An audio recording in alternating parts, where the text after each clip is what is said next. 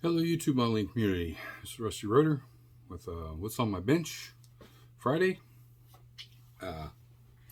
Start this off real quick. Thank you all my past, present, future subscribers. You guys remember, if you're not subbed, please hit that subscription button and the bell notification at the same time. You'll know when all my videos come out.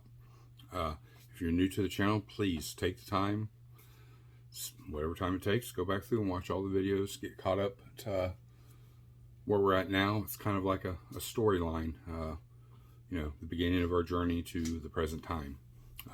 Even though there's specific videos kind of all in between, but you'll kind of get where we're at, so we don't have to go back into detail. Been a very productive week, I guess. I've been going to the chiropractor, which is kind of helping quite a bit. We got the love seat moved out. We got the shelf moved from over here up underneath here for the 3D printing stuff. So I got kind of things kind of stacked up. So now I need to sweep over there real good. And then I can move that out from underneath there, a little like end table. And then start getting all my boxes, shipping boxes and packaging stuff all organized and nice and neat up underneath there. That'll get that all cleared off there. Then I can transfer this stuff over to there for the time being. Take these pictures down, that clock that we were talking about before. And we're going to move. There's 1, 2, 3, 4 pictures over here that we got to move. And 2 over here that we got to move. And I'll probably have to recenter that grill to the 32 once we move the display cabinet over. Then I got to find a place for the trash can, which will probably go in the middle here next to the diorama table or something like that. But we will find a spot for that. And then we have to get the it's hard to do this, right there where my finger is, that black cabinet, that little corner you see right there, that's that real tall cabinet. And believe it or not, in there I have a lot of detailing stuff, extra stuff like wires and stuff that go to my fluorescent lighting, or not fluorescent, but LED lighting, and just a bunch of other stuff. And it's just a good place to keep it because it's out of sight, out of mind. But it's going to get utilized for probably something totally different. A lot of that stuff will be able to be put away nice and neat in drawers and everything else. So that will go probably to hold all the garage diorama. And speaking of the garage diorama, we're going to be starting that here soon. What you envision in your head isn't always what can be on table. So I kind of mapped it out, and I got a little gung-ho with it. It would take a 7-foot long table to build the diorama the way I wanted to. Because even at the end of the day, it's 1/24th and 1/25th, which is pretty small. But to incorporate, a park, the gas station, the garage, a little bit of a junkyard, the street, that still would take a 3-foot wide by 7-foot long table. So that's just crazy. I don't have the space to store something that big. So we're gonna opt out of a few things. Primarily, probably the park. We may be able, on the very end of it, or this side, have like the entrance and then like a grassy area, maybe a few people standing close to the fence type thing, and just end there with maybe a little backdrop on the side or something like that. I'll paint. I don't know yet. We're definitely going to figure it out, but we're definitely going to have the gas station, the garage, the street out front. We are going to try to fit in a little bit of a salvage yard there. And that was originally, the park was kind of an addition, and it's not a big deal to eliminate it. After all, mostly it was all 3D printed figures and, playground equipment and stuff like that. So maybe we'll do a playground, just a little diorama next, and maybe have like a parking lot that'll hold like 3 cars, and then whatever. The sky is the limit. But on to what's on the bench. Well, what's on the bench is the ramp truck. You can see she is a full rolling chassis. Cab's not done, but we got the primary. I got to touch up a little of the flat black up here. I missed when I was painting it, I guess I missed a little area here, and then a little glue came out, so I had to clean up the top lip, so I'll have to touch that up. But it's all cured. I don't need to do any wet sanding on the body, which is good, or the ramp truck, which is good. I did get a little bit of junk on the driver's side part of the hood, so I am going to lightly sand that and then polish it back, and then we got a decal to go across the hood anyways, so it won't make much of a difference. But you can kind of see now that it all looks really good. So, you know, we got that done. Just for the naysayers, there's the ramp. It's all painted, all done. You even got the ramps painted. Just got to be weathered a little bit. We don't want to do heavy weathering because it's more of a new rig than, you know, older. We even detail painted the I'm assuming this is like get tires out of that rack above. Doesn't really tell you or depict anything certain, but you know, we black washed that a little bit, and the bolts we painted chrome and just detailed it. There you go, you can kind of see better. The dash is painted. I just got to do the decal. Turned out really good. We two-toned the dash. Just made better sense. We figured it is a custom built, you know, rig, so they would have something more than just bone stock. The interior, you know, we even painted the rubber gasket on the firewall. We two-toned the seat. We're not going to do seat belts or anything like that. It's just basically box stock. The door panels turned out really nice. We did chrome around the trim. I got a little touch up to do. Nothing major, but just tiny little touch up. And these have already been clear coated, whatever you want to call it, varnish put on them. I got to detail paint the winch and put that in still. We've got the master cylinder. Basically, we just got detail paint and weather a little bit. All the components of the engine have been painted. I got to finish painting the tanks on the carb, but the alternator has just got to be weathered, well, black washed. The exhaust manifolds we painted as steel.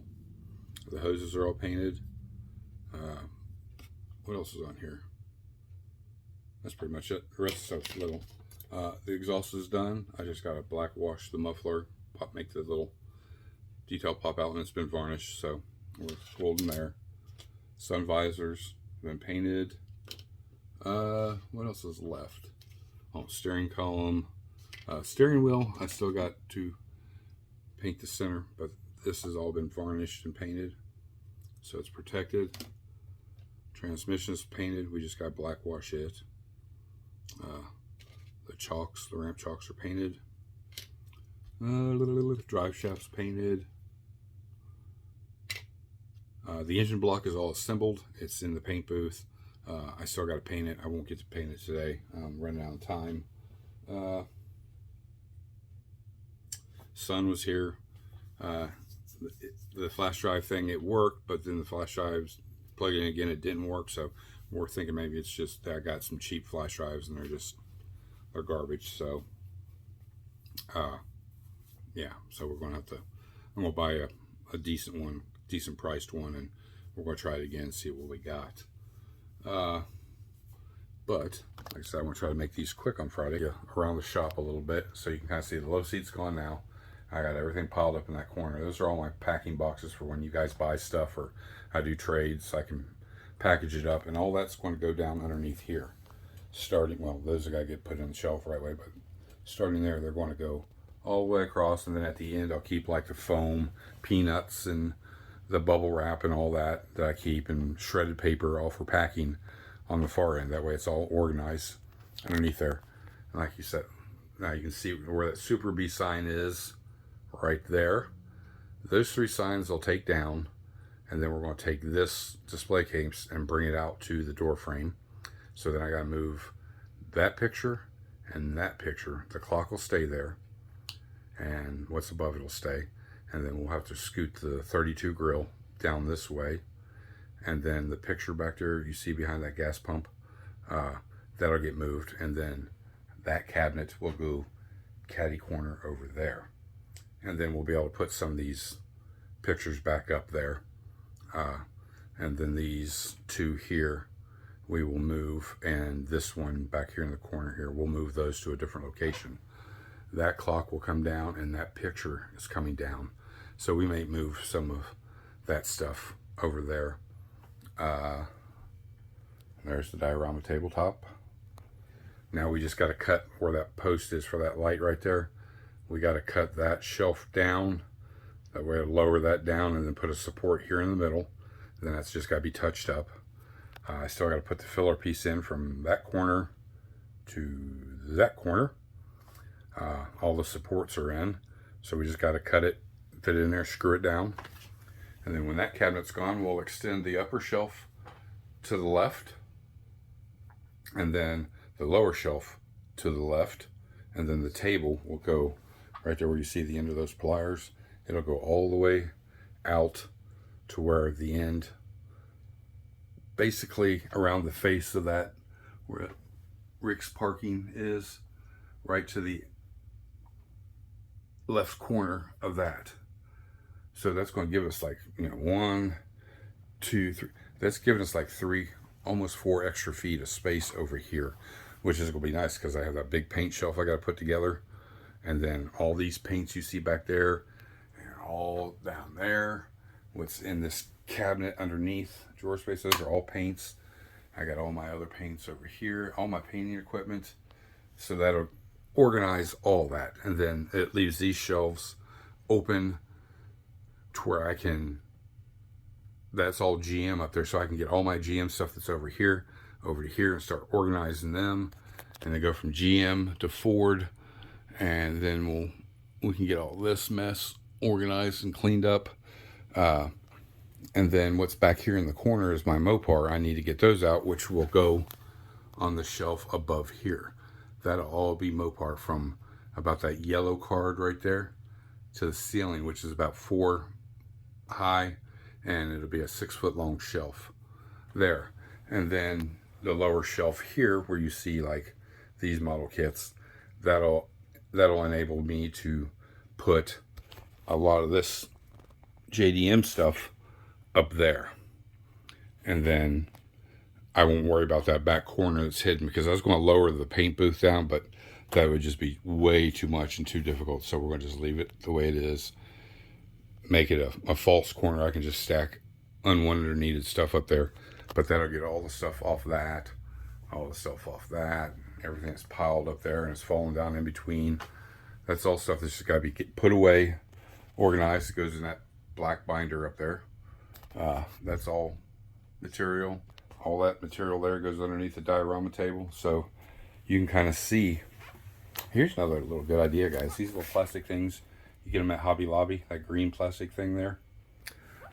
Those are good to have for several things, and you may be aware of it, but so if the wife's not doing nothing and she wants to watch TV and movie, I will put a model on it, whatever I need, whether it be tape, a knife, a pair of nippers, sanding sticks, files, whatever, scribing tools, whatever I'm going to need, or wherever I'm at on that.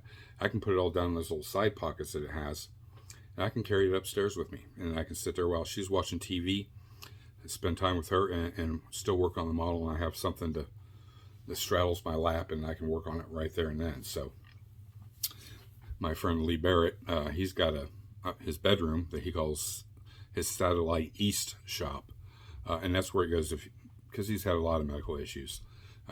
A lot of you guys know and has followed him on Instagram. So he's not always able to be in the shop, but he's got setup stuff. He's got a roll around cart that he keeps all his tools and supplies in, and then he's got something similar to that, but it's where he works right there on his lap while he's in bed, resting or recuperating, and he can keep working on his projects. So it's always nice to have a little, that you don't want to be down in the shop because you want to spend time with your family, but you still need to get whatever you're doing done. It's nice to have a little thing. And things like $7, $8, they're not expensive at all. Multiple range of colors. We got a lot of stuff for Monday's show, mail call. So make sure you're tuning in. Some new tools have come into the shop.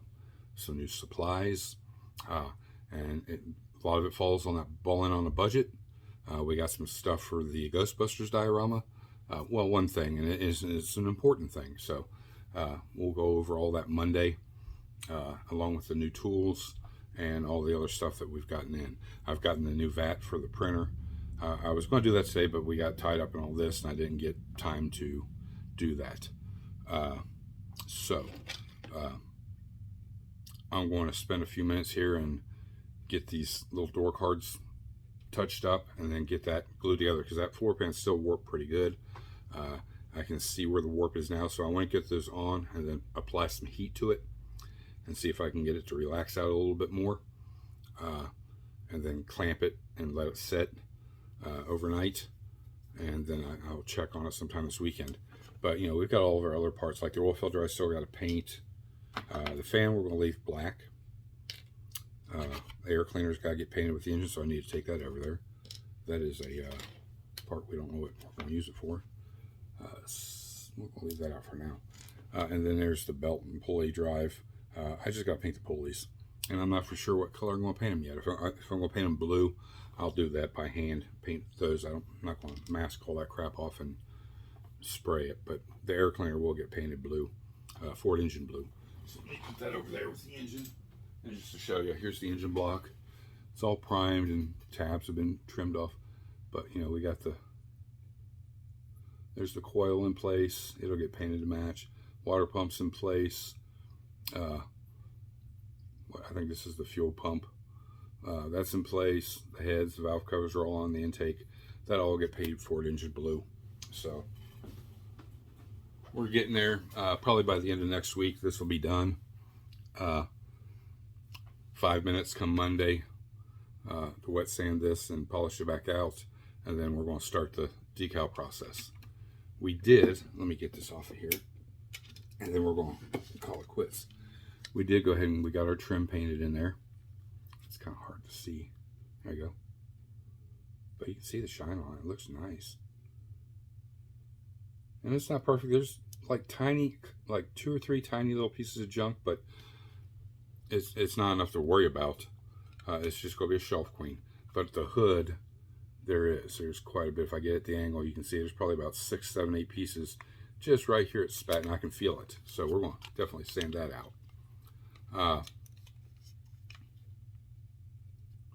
And then we got to get our paint back here black and get our grill in and all accessories. Take it off. You can see the engine compartment's black. So yeah, I mean, we've got quite a bit done. Now it's just some detail painting, which is really nothing. And once the engine's done, I can put the rest of the accessories on. We can get it in with the drive shaft, with the exhaust, get the ramp part glued down, and then it's just marrying the interior. The windshield has the trim around it, so we'll paint it, mask it off while it's out, and paint it. Same with the back glass. So that, you know, that's going to take a little while, and that's really it. Just the final assembly, putting the radiator hoses in and the fuel or washer fluid tank, the overflow, that kind of stuff, the battery, a little detail painting on that to do. But you know, 5-10 minute stuff and the ramp truck will be done. So that pretty much updates you. I hope you guys have a great weekend. It's playoff weekend, so that's what I'm going to be doing, and spend time with my wife. And guess what, guys? She passed her test. You know what that means? She's going to come into the shop. We're going to go out and we're going to pick out a model for her to build. She wants to start with a snap tight, so I'm going to find a snap tight that's a little bit more high detailed. She will be building it box stock, but detail painted. And so I want something that's going to show that. And I'm going to help her along the way, especially for the first one. She's never ever done it. She has painted, like, not miniatures, but like ceramics, and she's painted those, and so she's familiar with that kind of stuff. It's just not on a model car and what all the parts are. So we're just going to get her started off step by step along the way, and then we'll get going. And we'll touch base again probably around Wednesday where we're at on this. Like I said, I still got to put some decals on the dash, and you know, the body. So that'll be that, and then probably Friday we'll do the final on this and show some pictures with the Budweiser car on the ramp, and then we'll get it all packaged up and send off to my brother-in-law. So I'm done, guys. Enjoy your weekend, like I said. Thank you. You got time, hit that link down below. Go check out Mark at Hopping Up Models. He's got some new stuff in the used categories and the new. So you may find something very well what you're looking for. There is some of the couple of the newer releases from Revell that he's got in stock. So you know, you want to get it while get it while the getting's good. And then Ryan Jones down below. Like I said, if you are a 3D printer that can block set of tires and wheels, it does come with the tires and the wheels. It's a free file. You just got to download it, and then you can start printing them yourself. If you're not, I do have the file. I got to do a test print with the new VAT in here and see if it's all good. I will have those, and I can sell them. They'll be the same price as what Ryan would charge, because like I said, Ryan gets a cut of everything of his that I print. But they will be available if you want them. You just got to let me know via an email. And I'll let you know what the price is, you know, with the shipping. You're still roughly looking right around 20 bucks, just to give you a heads up, by the time for the cost of the wheel and then the shipping. The shipping's still like $4.50 for those one item, and then they're like 15 or 16 bucks for the wheels and tires. So just a little heads up. But if you're interested in them, just let me know, and then I'll let you know when I'm ready to start printing them, and then I'll fill the orders, and then I'll start collecting money then. But they are going to be, and they're just a nice piece, really, just set as a display, as a commemorative thing for Ken Block. And my son wants one, so I'm going to print a set off for him and put them on a little stand, and he can set them somewhere in his room, because he's a big fan of Ken Block and all the Gymkata videos that they made and everything. So again, enjoy your weekend. This is Rusty Rotor. I'm out.